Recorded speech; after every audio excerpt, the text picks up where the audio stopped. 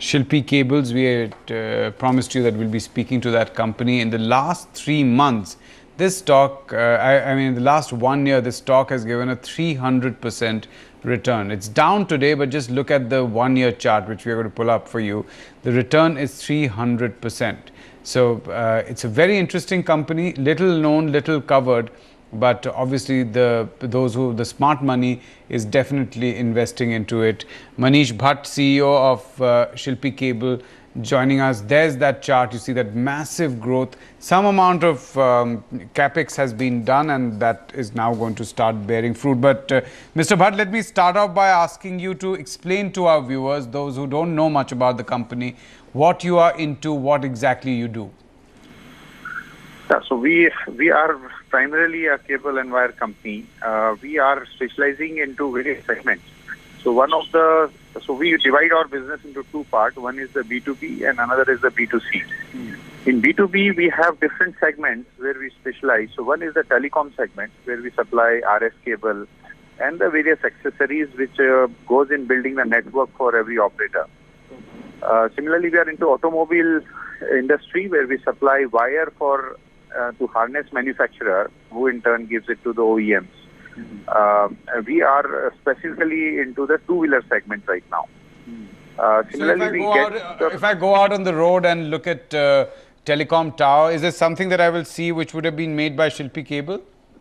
Definitely, that antenna, that you will see a big antenna, and from there, if you trace in the center of that tower, there will be a thick black RF cable which will be going up and down.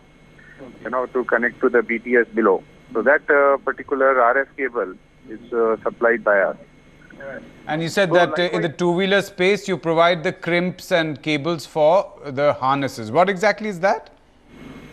So we supply cables for, so let's say if you're sitting on the driving seat, then there are a lot of wires which will go to different places, the lighting, the doors, etc. So that wire we supply for that main harness. And also for bulb, we need to have a small harness which connects to the main harness. Okay. So that harness we are also manufacturing. And who are your big clients there? So so for example, Honda Activa two-wheeler scooter is mostly, you will find our wire 100% there. Okay. We go through the Minda Corporation. Okay. So you supply to Minda Corp, which is the OEM, which then gives it to Honda, right? That's right. And in telecom, are the RF cables given directly to the tower companies? Yeah. So in RF, we supply to all the OEMs. Name it Airtel, Idea, Vodafone, everyone. Okay. And many of the operators have given turnkey to Ericsson or Nokia. So in that case, we supply to them. I understand you also now have a thing that people can use at home, right? The switches and wires under the brand name Safe. Yeah, so we have launched this brand called Safe, to which we are now supplying house wire, which is the B2C foray of ours. And recently we have also launched the modular switches and MCBs. So, and this is done directly through dealers or directly at retail point? So it's like any other FMCG model, where we have a distributor, dealer and retailer. That's the model which we have. We are present in now 17 states. We are billing to almost 60 cities with more than 5 lakh populations in India now. And if you had to break up the revenues first into these 3 major streams, which is telecom, automotive, and then the home sector, then how would that break up? So telecom would be accounting from 18 to 22%. Automobile would be 12 to 15%. Okay. And house wire is also now coming to around 12 to 15%. All right. Now, I would first want to understand telecom. Now, setting up towers is becoming a big problem. And, if I look at Airtel now, instead of the 3G and those ads, Airtel has started trying to explain to viewers, and those are the ads that you see on air, why there's a problem with towers. Now, how do you expand this market? Because it appears to me that there are many regulatory issues with towers. See, ultimately, if a customer has to have access to mobile phone and data, tower has to be there. There's no other way you can reach to the customer at large. Yes. So the issue is the intensity of the signal, which could be. That means you have to put more signal with less intensity. So I think the market will continue to grow given the demand. But would you? I understand that you now started looking abroad, right? For much of the to expand your telecom business. That's right. Could you tell us some of the geographies? I saw one report saying that you've entered Philippines now. Yeah, so we have been trying with Philippines, and we are so in all this market, entry and exit barriers are huge. You have to go through a long cycle of tests where your product is tested, put it into practical phase, etc. So we are presently trying in all the international market where we have different stages of approval. So whether it's in Southeast Asia or in Africa or Middle East, we are presently in developmental stages.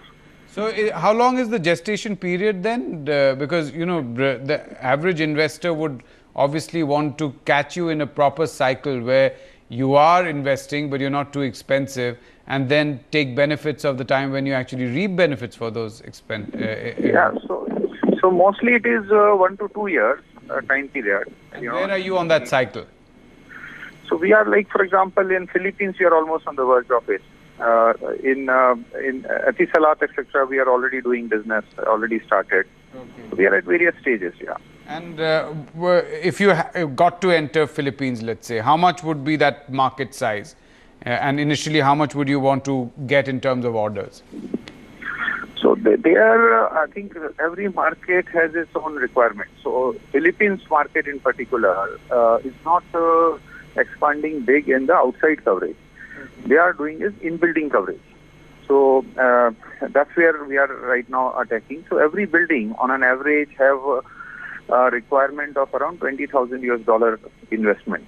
And there is for example, every year a particular operator would do more than 500, 600 buildings. So that's the kind of market which is available even in the small countries. So if I look at the telecoms OEM space, supplying the RF cables and things like that to build the antenna, again, it looks like heavily dependent on the replacement market in a country like ours. What is the replacement cycle like? It's not actually replacement. It is the expansion only. All right. So you may not see the tower expansion, but within the tower, there is a separate antenna which is coming, which is like 3G, 4G, different frequency bands. Okay. And hence... and each of this would require an intervention by Shilpi Cable. Sorry? I'm saying each of these expansions within that tower would require them to turn to Shilpi Cable for RF. Correct. That's right. So, again, if I get a sense, what is the total, let's say, the manufacturing capacity you have right now? I understand that you have you've expanded in 2 plants, Hosur and Chupanki. So we have a RF manufacturing happening at our Chupanki plant. So we can make around 18,000 kilometer of wire in a year. All right. And, approximately. And currently, how much are you utilizing? We are more or less utilizing our capacity right now.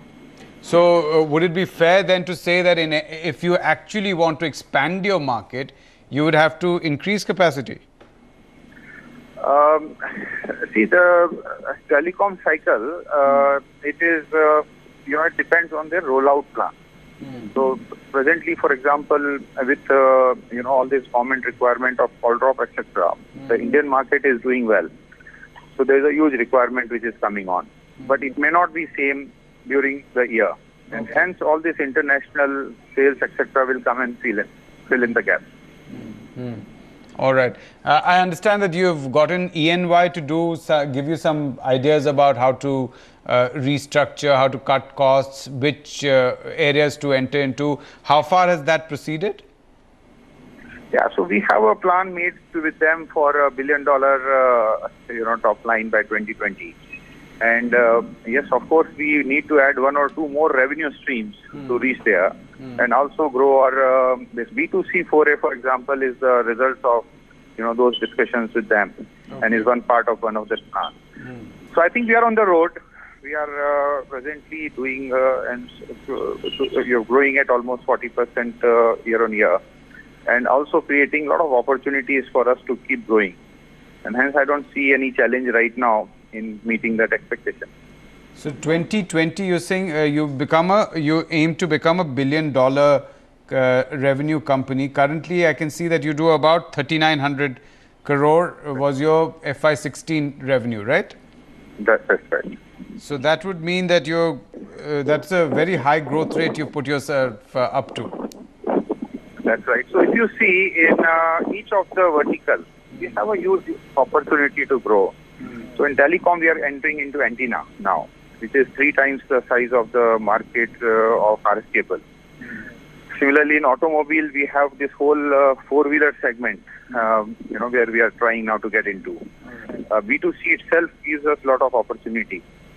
Internationally, also, we are expanding our business and putting a manufacturing capacity, which will have almost 60,000 metric ton of copper products churning out.